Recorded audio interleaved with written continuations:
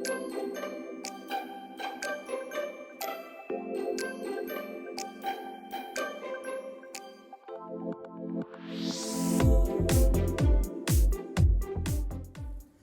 Morning, सुप्रभात, नमस्कार, आदाब और जय हिंद। दोस्तों, ये है आपका अपना प्रिय आरजे आदि कश्यप मुंबईचा माणूस आपके लिए लेकर आया है आपका मनपसंद program positive karma. Episode number है 248। आज दिन है सोमवार और मैं ये प्रोग्राम प्रस्तुत कर रहा हूँ आपको अब मुंबई से। दोस्तों, लोग आपके अपमान के बारे में हमेशा बात करेंगे। सम्मानित व्यक्ति के लिए अपमान मृत्यु से भी बदतर होता है। सामान्यतः लोग दूसरों में सिर्फ बुराइयां और कमियां निकालते हैं। ऐसा दृष्टिकोण प्राय नकारात्मक होने के कारण होता है। कैसे सबको नीचा दिखाते हुए खुद को सर्वोच्च स्थापित किया जाए, सारी ऊर्जा इसी में व्यर्थ चली जाती है। दूसरों के अपमान में उनको अपने सम्मान का अनुभव होता है। किसी को कब, कहां, कैसे और कितना सम्मान मिला, इसके विषय में कोई बात नहीं करता और ना ही करना चाहता है। इसके विपरीत कभी किसी का कहीं से किसी भी कारण से कोई अपमान हो गया हो तो लोग खूब मजे लेकर बढ़ा चढ़ाकर लंबे समय तक गाते रहेंगे। इसमें उनको एक विशिष्ट व अलौकिक आंतरिक सुख व संतोष की प्राप्ति होती है। यह है आपका अपना प्रिय आरजे आदि कश्यप मुंबईचा माणूस। कभी कभी स्वाद और विवाद दोनों को छोड़ना बेहतर होता है, क्योंकि स्वाद छोड़ो तो शरीर को फायदा होता है और विवाद छोड़ो तो संबंध को फायदा होता है। सुप्रभात दोस्तों, पछतावा अतीत नहीं बदल सकता, चिंता भविष्य नहीं संवार सकती, इसलिए वर्तमान का आनंद लेना ही जीवन का सच्चा सुख है। लोगों के काम आते रहिए, क्योंकि कुदरत का एक असूल है कि जिस कुएं से लोग पानी पीते हैं वो कभी असूखता नहीं है। कोई हमारा बुरा करना चाहता है तो ये उसके कर्मों में लिखा जाएगा। हम क्यों किसी का बुरा सोचकर अपना कर्म और वक्त दोनों खराब करें। गुड मॉर्निंग दोस्तों, सूर्य की उपासना के लिए कुछ महत्वपूर्ण मंत्र की साधना इस प्रकार से कर सकते हैं। सूर्य मंत्र होता है ओम सूर्याय नमः। तंत्रोक्त मंत्र होता है ओम ह्यम हिम होम सा सूर्याय नमः। ओम जू सा सूर्याय नमः। दोस्तों, आज का सूर्य नारायण का दिन आपके लिए अब मंगलमय हो। जिंदगी ने हर मोड़ पर हमें कुछ ना कुछ सिखाया है। जिस पर भी उम्मीद रखो उसको दूर पाया है। रिश्ते बदलते हैं, दोस्त बदलते हैं, सब कुछ यहाँ पर आया है। सिर्फ वक्त ही अपना है जिसने हमें सब सच दिखाया है। आरजे आदि कश्यप मुंबईचा माणूस और आपके लिए लेकर आया है पॉजिटिव कर्मा। Episode number 248। स्थान मुंबई और 11 जनवरी।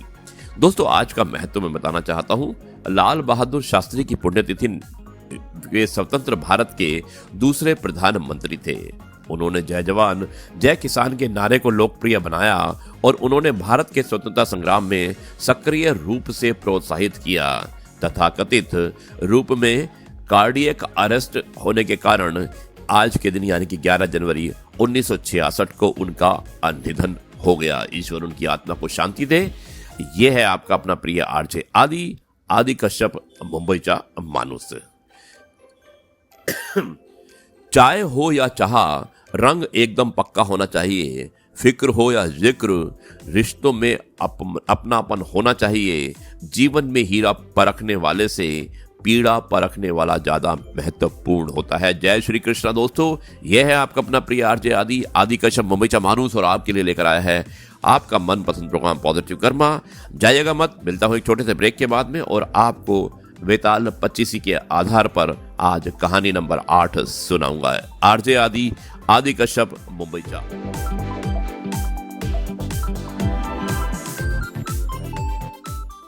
जी दोस्तों, एक बार फिर आपका अपना प्रिय आरजे आदि कश्यप मुंबईचा माणूस और आपके लिए लेकर आया है आपका मनपसंद program positive karma. Episode number 248। 11 जनवरी, दिन है सोमवार और स्थान है मुंबई। आरजे आदि विशेष कुछ अलग हो जाए, इसमें मैं आपको सुनाना चाहता हूं एक कहानी जो वेताल 25 जो हमारा सीरीज चल रहा है उसकी कहानी नंबर 8 है और उसका शीर्षक है विद्या क्यों नष्ट हो गई। दोस्तों, उज्जैन नगरी में महासेन नाम का राजा राज करता था। उसके राज्य में वासुदेव शर्मा नाम का एक ब्राह्मण रहता था, जिसके गुणाकार नाम का बेटा था। गुणाकार बड़ा जुआरी था। वो अपने पिता का सारा धन जुए में हार गया और ब्राह्मण ने उसे घर से निकाल दिया। वो दूसरे नगर में पहुंचा। वहां उसे एक योगी मिला। उसे हैरान देखकर उसने कारण पूछा तो उसने सब बता दिया। योगी ने कहा, लो पहले कुछ खा लो।